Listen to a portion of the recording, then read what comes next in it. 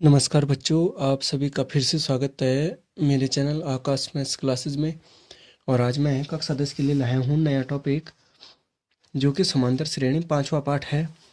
प्रश्नावली 5.3 का 7वां प्रश्न है कि उस एपी के प्रथम 22 पदों का योग ज्ञात कीजिए, जिसमें डी बराबर 7 है और 22वां पद 149 है।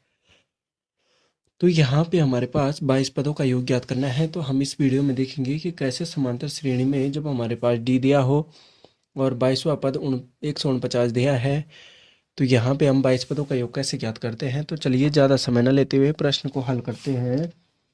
कि हमें सबसे पहले तो यहाँ पे हमारे पास जो दिया है वो हमें लिख देना है कि हमारे पास यहाँ पे दिया है डी बराबर 7 दिया है। ठीक है बच्चों, और हमारे पास एन दिया है कितना, 22 पदों का योग ज्ञात करना है। और यहाँ पे बोला है कि 22वां पद कितना है, 149।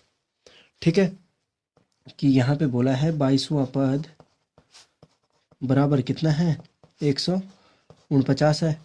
ठीक है बच्चों, तो अब यहाँ पे क्या होगा कि जब हमारे पास 22वां पद दिया है, डी दिया है, तो हम ए यहाँ पे ज्ञात कर सकते हैं।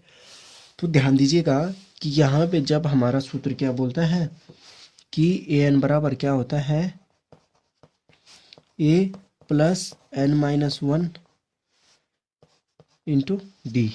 ठीक है, अब यहाँ पे सूत्र क्या बोलता है कि जब हमारे पास ए एन दिया हो, एन दिया हो और डी दिया हो, ठीक है, तो हम ए को ज्ञात कर सकते हैं।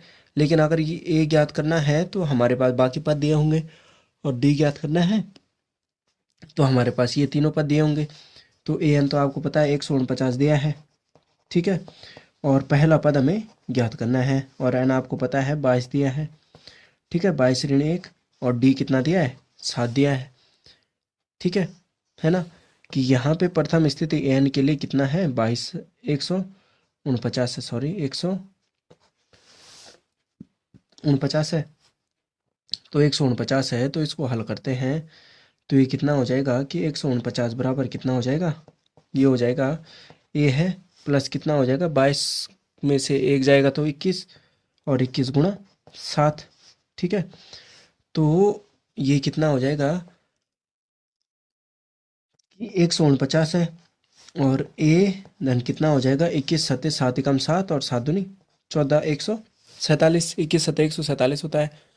तो अब ए बराबर कितना हो जाएगा, 149 है, पक्षांतर कर देते हैं कि 149 यहीं पे है और 147 का पक्षांतर हुआ। तो ए बराबर कितना हो जाएगा, ए बराबर हमारे पास आ गया 2। ठीक है बच्चों, ए बराबर हमारे पास कितना आ गया, 2 आ गया। तो अब यहाँ पे हमारे पास क्या दिया है कि जो हमारा योग है, ये तो हमने पद ज्ञात किया। तो योग के लिए क्या होता है, योग के लिए जो सूत्र होता है, अब ध्यान दीजिएगा कि यहाँ पे कोई अलग सा सूत्र थोड़ा सा लगेगा। ठीक है, कि जो होता है एस एन बराबर क्या होता है, एन बटे 2 और पहला पद और अंतिम पद का योग। ठीक है, जिसको हम बोलते हैं एल, लास्ट पद से निरूपित करते हैं। ठीक है, तो एस एन तो हमें ज्ञात करना है 22 पदों का योग।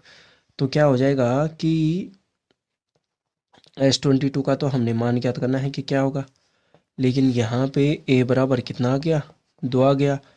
और एल देखिए यहाँ पे ध्यान देना कि 22 पदों का योग ज्ञात करना है। तो यहाँ पे 22वां पद कितना है, 149, और एन आपको पता है कितना है, 22 है। तो तब क्या हो जाएगा, यहाँ पे देख सकते हैं आप कि ये हो गया हमारे पास इतना। तो सूत्र का प्रयोग करते हैं कि एस 22वां पद हो गया एन बराबर, और एन कितना है हमारा, 22 है, बटे कितना हो जाएगा, 2, और पहला पद है हमारे पास 2 और अंतिम पद है 149। ठीक है, तो तब क्या हो जाएगा कि एस 22 है।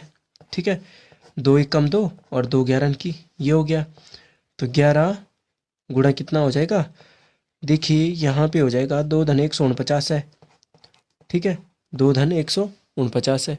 तो 149 में अगर हम 2 जोड़ते हैं तो कितना होता है, 151।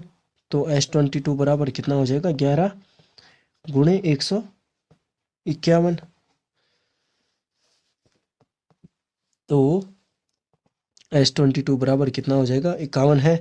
तो ये कितना हो जाएगा, 11 एकम 11 और 11 पंजे 55 और 1 56 और 11 कम 11 और 5 16। तो ये हो जाएगा 1661। कि हम यहाँ पे क्या लिख देंगे कि एपी के प्रथम 22 पदों का योग कितना हो जाएगा 1661। ठीक है, कि यहाँ पे लिख देंगे एपी के प्रथम 22, अर्थात मतलब कि प्रथम का मतलब है कि 22 पदों तक। ठीक है, प्रथम 22 पदों का योग